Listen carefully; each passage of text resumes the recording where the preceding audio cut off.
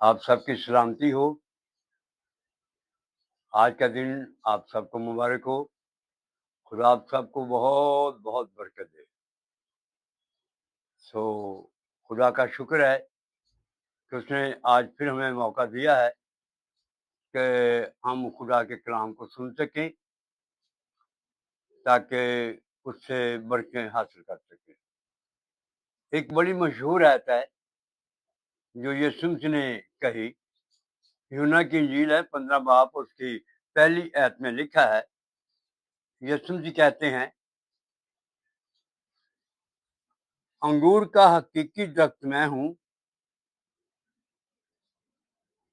اور میرا باپ باغبان ہے. جو ڈالی مجھ میں ہے اور پھل نہیں لاتی اسے وہ کاٹ ڈالتا ہے، اور جو پھل لاتی ہے اسے چھانٹتا ہے تاکہ زیادہ پھل لائے. خدا کے پاک کلام کے پڑھ جان پر اس کی برکت ہو. آمین. یسوع فرماتے ہیں کہ انگور کا حقیقی درخت میں ہوں اور تم میری ڈالی ہوں.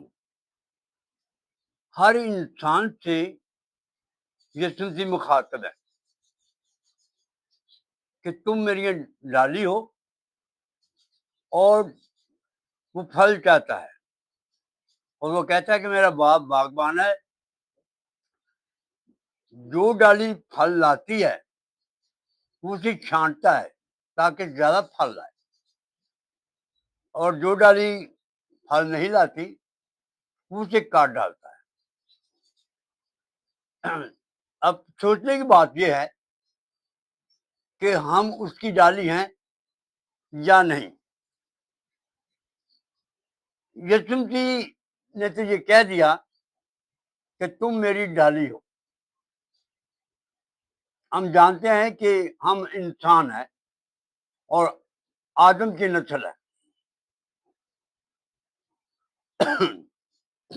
آدم کی نسل ہوتے ہوئے ہماری جڑ ہے نا وہ زمین میں ہے، اور زمین میں ہوتے ہوئے ہم سے ہر بات، ہر ناکامہ کام، ہر غلط بات نکلتی ہے، اور ہم اس سے چھٹکارا حاصل کرنا چاہتے ہیں. انسان چاہتا ہے کہ میں کوئی برا کام نہ کروں، لیکن پھر بھی ہو جاتا ہے اور کرتا رہتا ہے. کتنی دنیا ہے جو گناہ میں ملوث ہے اور خدا سے دور ہے. یہ کیا وجہ ہے؟ یہی وجہ ہے کہ انسان کی جڑ جو ہے وہ زمین میں ہے. لیکن یسوع جب آتے ہیں تو وہ کہتے ہیں کہ میں انگور کا حقیقی درخت ہوں. لیکن یسوع کی جڑ کہاں ہے؟ یسوع آسمان سے آئے ہیں اور ان کی جڑ بھی آسمان پر ہے. ہم زمینی ہیں، وہ آسمانی ہے، اور ہم ان کی ڈالی کیسے بن سکتے ہیں؟ کس طرح ہم پھل لا سکتے ہیں؟ کام مشکل ہے. یسوع چاہتے ہیں کہ ہم اس کی ڈالی بن جائیں، لیکن ہم تو انسان ہیں اور ہم آدم میں لگے ہوئے ہیں، اور یہ اس کی ڈالی ہم کیسے بن جائیں گے؟ اس میں کیسے لگیں گے؟ یہاں شجر کاری کرنی پڑے گی، پیمنٹ کرنا پڑے گا. مالی لوگ ایک درخت سے ٹہنی لیتے ہیں، قلم بناتے ہیں اور وہ دوسرے درخت میں لگاتے ہیں. اسے کہتے ہیں پیوان. وہ پیوان کرتے ہیں، اور یہ ڈالی جو کاٹی جاتی ہے یہ یوں ہی نہیں کاٹی جاتی. بڑی تکلیف ہوتی ہے درخت کو. جس درخت سے لی جاتی ہے اس درخت سے وہ ڈالی کاٹی جاتی ہے، اور کاٹنے سے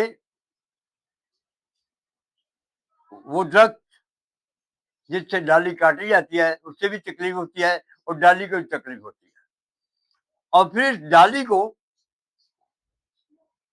صاف کیا جاتا ہے، چاروں طرف سے صاف کیا جاتا ہے، اس کی ساری میل کچیل وہ اتار دی جاتی ہے، بالکل وہ سادی ایک چینی بن جاتی ہے، اور چینی کو وہ جو قلم بنائی جاتی ہے اس قلم کو پھر دوسرے درخت میں لگایا جاتا ہے، اور درخت میں سراخ کیا جاتا ہے، جس درخت میں لگائی جاتی ہے اسے بھی تکلیف ہوتی ہے، جب اسے سراخ کیا جاتا ہے تو اس سراخ میں اس چینی کو لگا دیا جاتا ہے، اس قلم کو لگا دیا جاتا ہے، جب اس درخت میں یہ قلم لگ جاتی ہے تو آپ ذرا سوچیں، غور کریں، جو پہلا درخت تھا اس کے ساتھ کوئی رابطہ رہا؟ ہرگز نہیں، اس سے رابطہ بالکل ختم ہو گیا، اس چینی کا راستہ، اس قلم کا راستہ بالکل ختم ہو گیا ہے، وہ اب اس کے رابطے میں نہیں، اب اسے قوت کہاں سے ملے گی؟ نئے درخت سے جس میں وہ لگ گیا ہے، پرانا درخت جو تھا اس سے وہ کٹ گیا ہے اور نئے درخت میں لگ گیا ہے، اب اسے قوت وہاں سے ملے گی، وہ کیسا بھی درخت ہے، جون سا درخت ہے، اس میں سے اسے قوت ملے گی کیونکہ اس کی جڑ جو ہے اس میں لگی ہوئی ہے۔ سو میرے عزیزو، یسوع آسمانی ہے اور ہم زمینی ہیں، ہم زمین کے پھل ہیں، اور زمین کی جڑ جو ہے، انسان کی جڑ زمین میں ہے اور وہ زمین کی پھل ہی دیتا ہے۔ اگر ہم اس درخت سے کاٹے جائیں گے، جو انسانی درخت ہے، جو انسان ہے، اگر ہماری قلم بنائی جائے گی تو قلم کون بناتا ہے؟ اور یہاں لکھا ہے انجیل مقدس میں، میرا باپ مالی ہے، باغبان ہے، وہ قلم بناتا ہے، اور وہ اپنے درخت میں جو اس کے پسند ہے اس میں لگاتا ہے، اور پسند کون ہے؟ یہ میرا پیارا بیٹا، اس سے میں خوش ہوں، تو جو ڈالی اس میں لگ جاتی ہے اس کے بھی اندر سراخ کرنا پڑا۔ یسوع جی نے صلیب پر اپنی جان دی اور اس کی پتلی کو چھیدا گیا، ہاتھ اور پاؤں چھیدے گئے، اور اس سوراخوں میں ایک ڈالی لگ جاتی ہے، تو وہ پھر قوت کہاں سے ملتی ہے؟ آسمان سے۔ پہلے ہم زمینی تھے، اب زمین سے کٹ کر، یعنی کہ آدم سے کٹ کر یسوع میں لگ گئے ہیں، اور پھر ہم اس کی ڈالی باندھتے ہیں۔ یہ کام تو مشکل ہے، کیونکہ دنیا کے سارے کام چھوڑنے پڑیں گے، دنیا کی ہر بات چھوڑنی پڑے گی، دنیا سے لنک چھوڑنا پڑے گا اور نیا لنک بنانا پڑے گا، نئی دنیا بسانی پڑے گی، اور نئی دنیا وہ ہے، یسوع نے نیکودیمس سے کہا تجھے نئے سر سے پیدا ہونے کی ضرورت ہے۔